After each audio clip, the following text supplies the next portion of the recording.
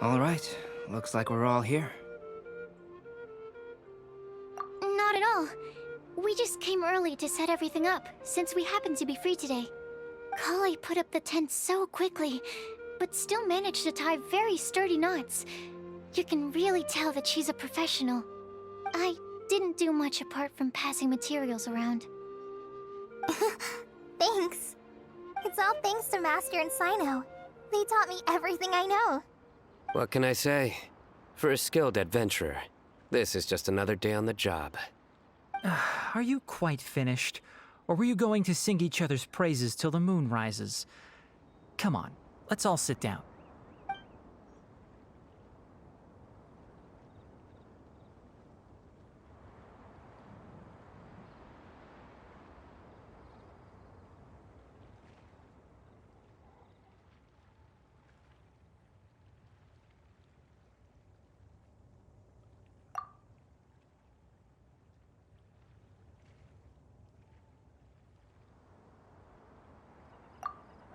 That sunshine sprat was really very good.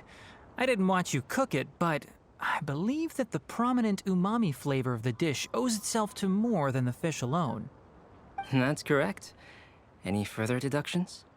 Let me think. The aroma was quite uniform. Unlike that of a spice blend, it was also unfamiliar to me. So I would venture that it was a Mondstadt specialty. As far as edible Mondstadt plant species are concerned, calla lilies are usually used in soups. So if I had to guess, small lampgrass? That's right. I've long heard that Sumeru's fish with cream sauce is noted for its gentle texture, which brings out the tenderness of the fish. Here in Mondstadt, we're not quite as varied in the use of spices as in Sumeru, but the principle of bringing certain distinct flavors to the forefront through combinations of natural ingredients is very much the same. I liked it a lot. I'm curious as to the exact ratio of ingredients. I'll write a copy of the recipe for you. Would anyone like to try the nutrient-dense meal I made?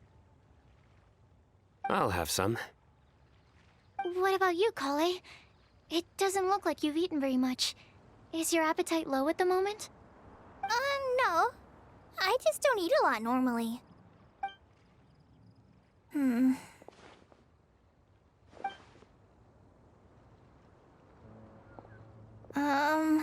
Sorry.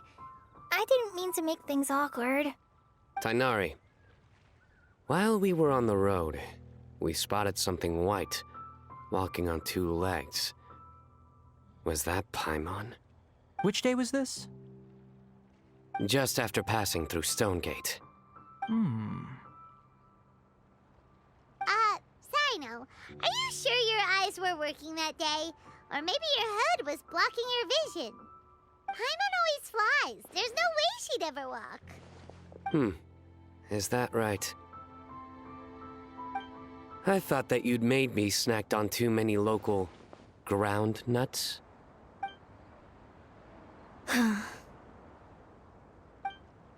No? Not funny? Ground, you know. As in ground up, but also the ground.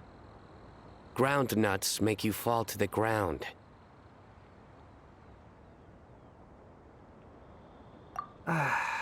Think of this as part of the process of getting to know CYNO. On the bright side, these jokes show that he thinks of you as his friends. Still, we could test the hypothesis. What hypothesis?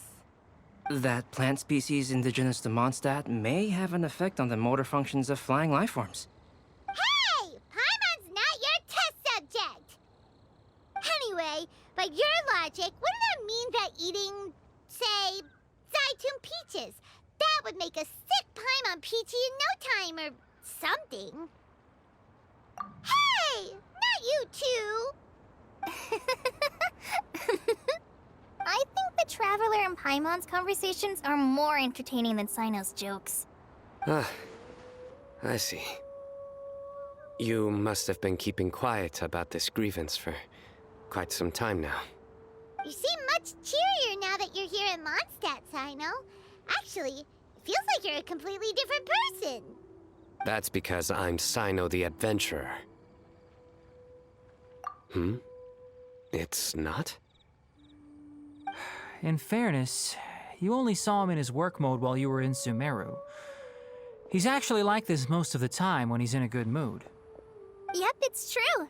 Sometimes when he's eating, he'll grumble about how the bowl is too shallow for the amount of food it contains and other random stuff like that. I understand. Then allow me to reintroduce myself. Before, you knew me as General Mahamatra CYNO. Now, please see me as CYNO the Adventurer. Yeah, so that's another thing he does. He'll keep repeating something he thinks is funny until you stop trying to resist. So you have two different mental states? Almost like different phases of matter. Interesting. I want to learn to do that too. I think in your case, the two states we would end up with would be highly conscientious sucrose and stupefied sucrose. Oh, by the way, was there any reason in particular that you chose Mondstadt as your destination on this occasion? Oh, well, Lisa once told me that the Windbloom Festival is one of Mondstadt's biggest events of the year. I wanted to take this opportunity to give everyone a Windbloom as a token of my heartfelt gratitude for everything they've done to look after me. Plus, it was a good chance for Kale to get out and meet some new people. Kale Lily. What? Kale's Windbloom. Maybe she should call it a Kale Lily. It sounds very Mondstadt. There's also Cauliflower, which would technically make more sense, but somehow it doesn't sound as nice.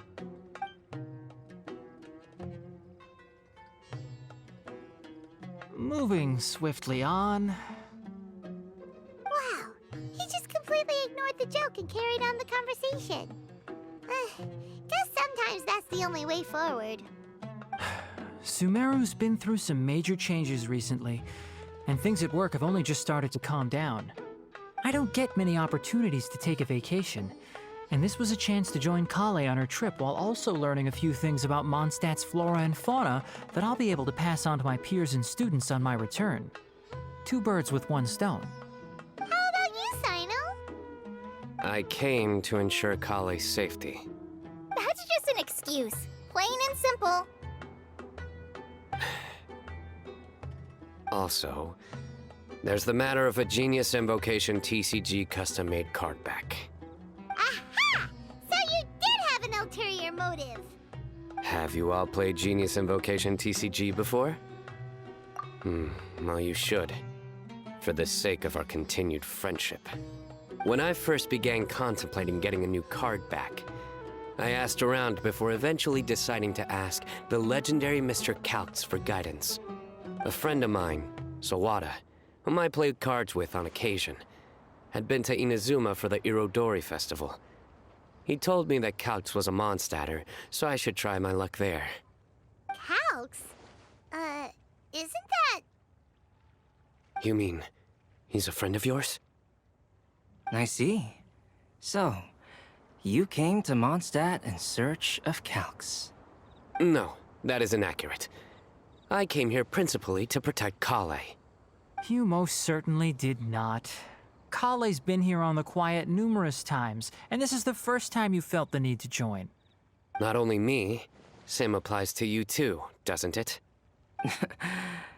If my writer friend were here now, I'm sure he would describe this curious coincidence as having the makings of a good story. It's always a pleasure to meet a fan. Oh, here it comes. Wait, you mean you're Mr. Calx?